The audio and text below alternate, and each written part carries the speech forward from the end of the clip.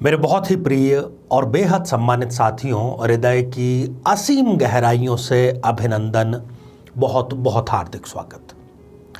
साथियों, चर्चा हमारी इन दिनों जारी है महिलाओं पर मंगल के विशेष प्रभाव को लेकर के, और आज इसी श्रृंखला का ये 8वां भाग है, 8वां पार्ट है। और बहनों ने जिस उत्साहपूर्वक इस पूरी श्रृंखला को अपना प्रेम, अपना स्नेह दिया है, इसके लिए वो सभी धन्यवाद और साधुवाद की पात्र हैं। हमारी जिम्मेदारी और भी बढ़ जाती है जब हमें आपके कमेंट्स इस प्रकार की सराहना के मिलते हैं कि हमारी कोई नई जानकारी आपके जीवन को बेहतर बना रही है।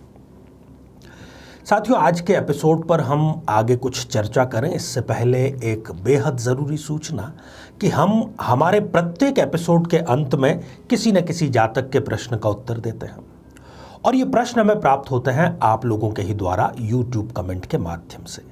जब भी आपको अपना कमेंट लिखना हो, उससे पहले आपको लिखना है #आचार्य चंद्रकांत। उसके बाद में इसी एपिसोड से संबंधित कोई एक प्रश्न जो कि इसी एपिसोड के अंत में आपसे पूछा जाएगा, उसका सही उत्तर साथ में लिखा होना बहुत ज़रूरी है। तो साथियों, बात करते हैं आज की, बात करते हैं महिलाओं की, बात करते हैं मंगल की। आइए एक जन्म पत्रिका से उदाहरण लेते हैं। साथियों, ये जो जन्म पत्रिका है ये अभी फिलहाल खाली है। किसी भी लग्न, किसी भी राशि की ये जन्म पत्रिका हो सकती है। बात करेंगे हम आज अष्टम भाव पर, जिसको कि मृत्यु का भाव या आयु का भाव या एक उत्तरक भाव, ये तीनों कहा जाता है। यदि अष्टम भाव में किसी बहन के, किसी महिला के मंगल देव विराजमान हो जाएं, तो सबसे पहले तो स्पष्ट रूप से ये जो जन्म पत्रिका हो गई, ये हो गई एक मंगली जन्म पत्रिका। नियमित दर्शक हमारे जानते हैं कि 1, 4, 7, 8 और 12, यदि इन भावों में से कहीं पर भी मंगल देव विराजमान है तो उस जन्म पत्रिका को ज्योतिष की भाषा में एक मंगली जन्म पत्रिका कहते हैं। एक हमने एपिसोड कुछ दिनों पहले ही प्रसारित किया है, हमारे इसी चैनल पर प्रसारित हुआ है, कि सबसे डेंजरस, सबसे खतरनाक मंगल अष्टम मंगल को माना गया है।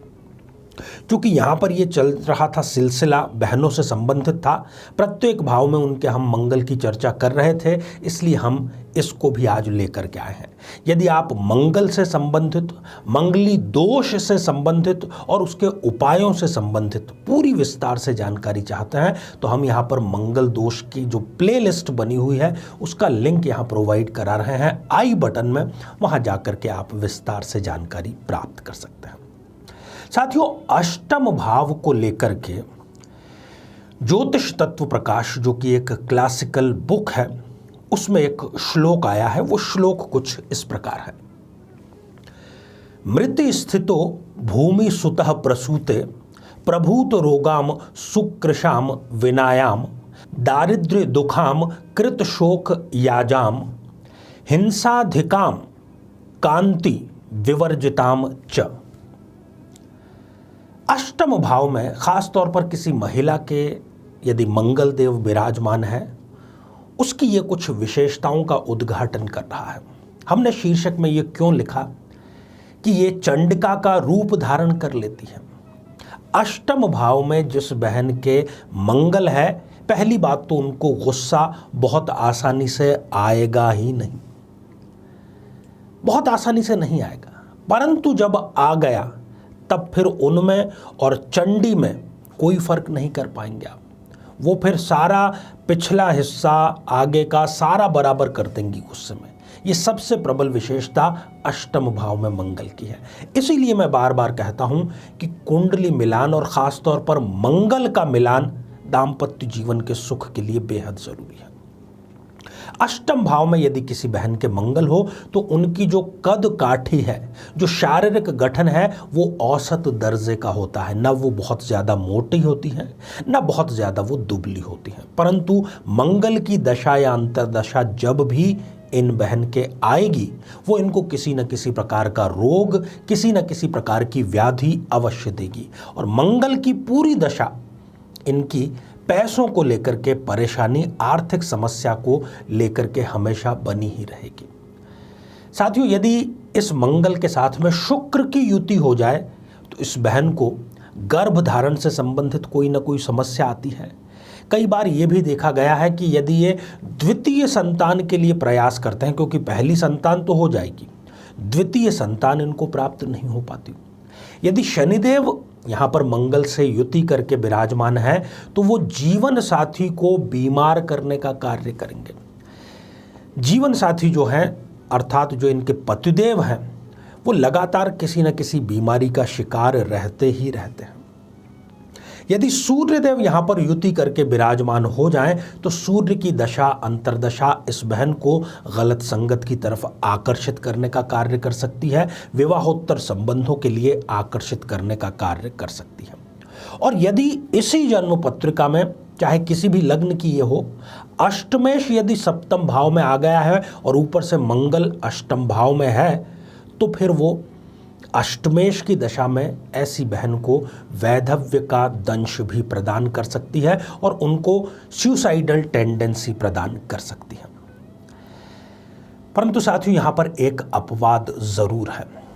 चाहे ये सभी स्थितियां हो, परंतु यदि मंगल देव 0 डिग्री के हो गए हैं या अंतिम डिग्रियों अर्थात 28-29 डिग्री के हो गए हैं, तब फिर ये सारी विशेषताएं जो कि हमने कही हैं वो नदारद हो जाएंगी।